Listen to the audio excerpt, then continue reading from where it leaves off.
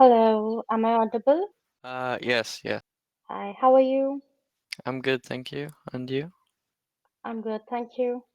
Yeah. And where are you from? I am from Chandigarh. It's a city located in India. How about you? I'm from the UK. Um, I live in Japan right now. So, So why did you move to Japan? I believe UK is a beautiful place. yeah, I wanted to live in a country that's very different to the UK. So I needed to leave Europe, I guess. I wanted to go to Asia. Okay, so how has Japan been treating you so far? Um, Mostly good. I mean, the first few months were quite difficult. Mhm. The English level in Japan is so bad. And I live in the countryside as well, so no Oh. one speaks English. And they're also very, very shy people. So Hmm. if they do speak English, they are too scared to to speak English. Um, and it's taken me a long time to learn Japanese, but I'm a lot more comfortable now. So Okay, so are you trying to learn Japanese at the moment? I am, yeah. That's interesting. So you're learning it in a proper organized manner, trying to learn it in the form of street language. Um, I'm kind of so I think most foreigners here just kind of learn like the day-to-day basics, like dealing with shopping or like restaurants, just things like that. But I'm trying to learn everything, which is taking so much time because written Japanese, well, writing and reading Japanese is very difficult because they have so many different like symbols and characters. Mm. But that's interesting, I believe. Learning a language is always fun. Yeah, yeah, especially as like I mean maybe it's probably different in India. You guys have like 100 languages, but in in I mean the UK especially, Mhm. like most people just don't bother learning a second language, which is a shame because I feel like learning a language is one of the best kind of mental activities you can do because you can learn something new every single day. That's true. See, even if we have multiple languages in India, most of us are not aware about the dialects which are Mm. spoken in different parts because the languages vary to an extent that one can't even imagine. Like if we talk about the North Indian languages and the South Indian languages, they are poles apart, Yeah, honestly. yeah, yeah. Well, the South ones are Dravidian, right? And then, Yes, yeah.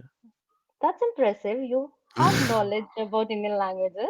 You have done your studies in history, right? Yeah, yeah, that's how I know some Even I did my Indian graduation things. in history. Even I did my graduation in Oh, you history. did? Yeah. Like world history or Indian history? Well, in India, when we are studying history, we don't get the choice. We have to study Indian history, we have to study world history, we have to Hmm, study everything that comes under the sun. that's good. Something like history, I feel like in early education, like Hmm. uh primary school, high school, I think up to high school, you should try to have a broad view of the world.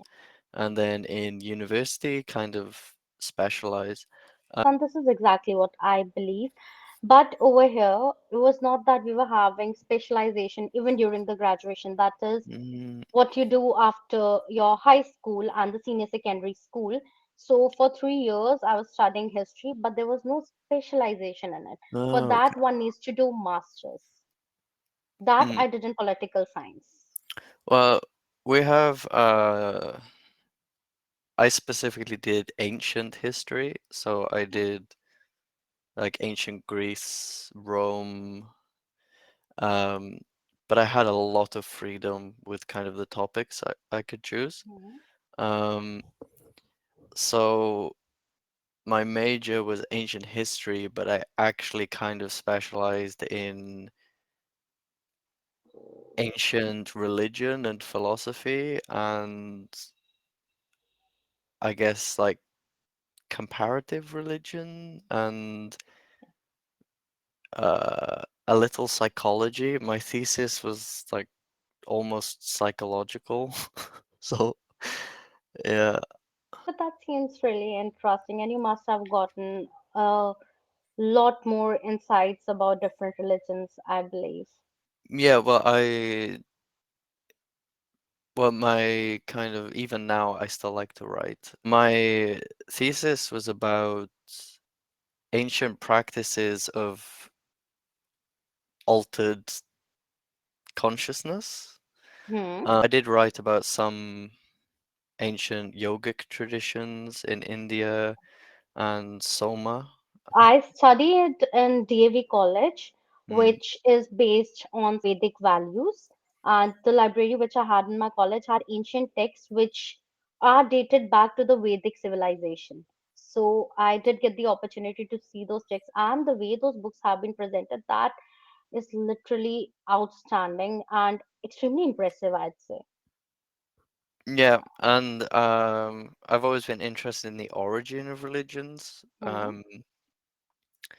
because I really believe that his like what we have as our written history is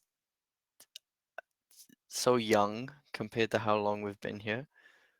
You know, written history is maybe 6,000 or so years old. Hmm. But I think with studying religion, you can get an idea of what people before that believed. And yeah, the Vedic traditions are very, very old. So, if you're interested in historical topics, then have you ever thought of visiting India? I will, yeah. Now I'm in Asia, so Yeah. actually, I don't think Japan to India is much closer than UK to India. Um, but yeah, I will visit India India eventually. is a great place if you want to learn about history and especially the religions, because there are some trees on the Mm, leaves of which the entire life, the past life, the present, and the future of the people are written. And they help you in figuring out those leaves as well if you are lucky enough. yeah, I would like to go to like the origin of many things. If you I also like consider Indian food, so Indian food is good, and I guess I've heard it from many people that the people of UK, they absolutely adore Indian cuisines. Is it true? yeah, because our cuisine is bad and we have so many Indians in the UK, so they make good food for us. Okay, so you like spicy food. Yeah, although I'll probably say that if you came to the UK and ate our Indian food, it wouldn't be like authentic, you know? Of course, in India, if you ever try Chinese food, you'll get the Indian Chinese food. Yeah, yeah, yeah. In Japan, because Japanese food isn't spicy at all. It's good, but it's not spicy. Um, I actually found a small Indian restaurant in the middle of the Japanese countryside, and their food is so, because usually I've gone to Indian restaurants here Hmm. and I've ordered like the spiciest food, and it's not spicy at all because Japanese Okay. people don't like spicy food. Um, but I found this one restaurant and I ordered the spiciest food and I was crying trying to eat it. So I get that. You should visit India for Indian food and you'll get amazing spicy food, especially in North India, I believe. I don't like South Indian cuisines, to be honest. They are bland. I mean, bland for you is probably still very spicy for me. Maybe, Yeah, but yeah. if you try butter chicken in North India, Mm. that too on a roadside restaurant, trust me, it'll be.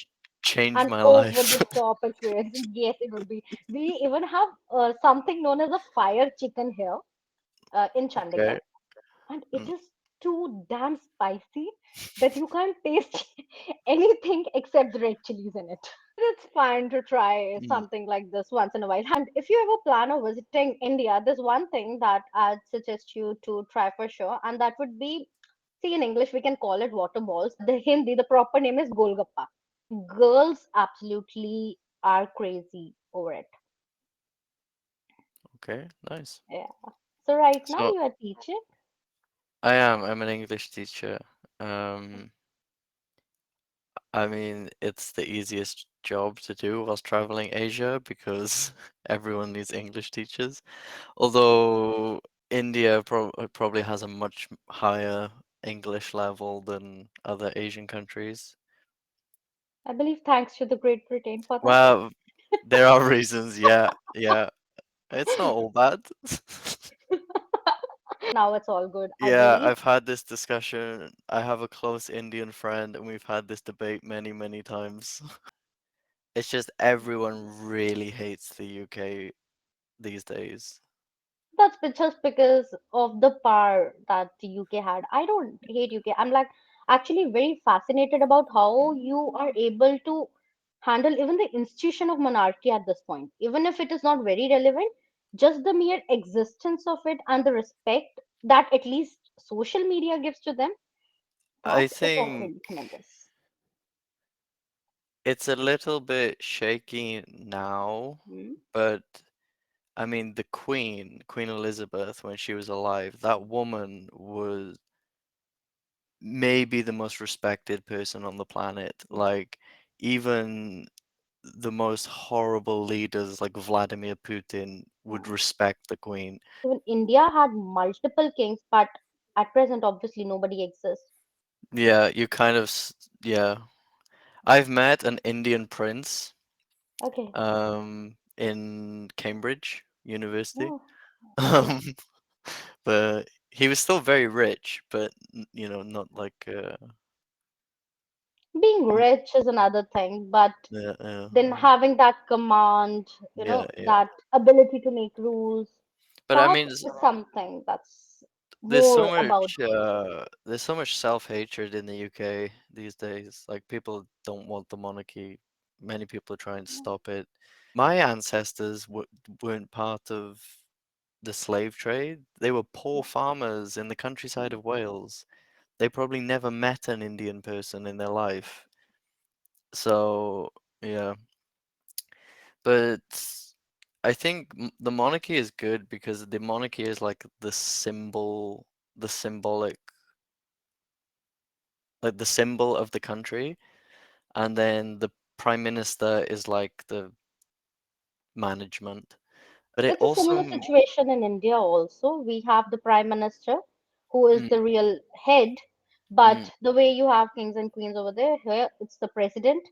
Like the president is not the real head, but mm. has powers vested in his name. Yeah, yeah. I think it's good because it means the person with the most power is still has to answer to someone. Hmm. Um, and in theory, the royal family represents the people, so it means the prime minister is still answerable to the people. Yeah, I don't know much about Indian politics, to be honest. I don't like Modi much. Have read his policies or something. Yeah, and yeah. He makes I stringent rules, and the Indian public is yet not open to it, and that is why they create a ruckus about it on the social media specifically. Like, I would like to tell you what happened yesterday in India. That was like actually very shocking, to be honest. okay, I haven't Uh, read any Indian news, so yeah, update me. yes. So some strictness that was created in the rules, and that Mm, was really called for as well. But I don't know what is wrong with people. The truck drivers, they announced a protest and they said we are not going to deliver fuel anywhere in the country. was actually called for. Like, if it is a hit and run case, you're obviously supposed to give the person very stringent punishments, right? Well, The laws need yeah. to exist. And it should have happened a way long back in past, but it didn't. Now, when it is happening, you are creating protests, and the government had to agree to their demands that okay, we will discuss this and then we will implement this change. Because if you shut down the supply of fuel, then entire industry would just shut off. Well, yeah, So, yeah. That's really weird. but they have made it very clear that we'll be discussing it, and Mm, this rule will come into picture maybe after some time once you are able to understand our point of view, but it will come into picture because yesterday they shut down every single petrol pump. So Jesus. yes, Yeah. and there were long queues. There's Mm-mm. a petrol pump like at a distance of around 1.5 kilometers from my home, and the queue for that was lined up till my home as well. I would like to ask you one thing. See, you Mm, are teaching in Japan and you did not have any clue about Japanese, right? So I am planning to move to France to teach English. However, I do have a C1 level in French, but still I'm not a native French speaker. So what do you think are the methods in which we can explain the language specifically to the children who are in the age group of 7 to maybe 10 or 11? Uh, I'll admit the Japanese English education is really, really bad. Um, I teach high school, but I mean, so you'll probably work with a French teacher who, Yes, I'd be the assistant teacher. yeah, that's also my position.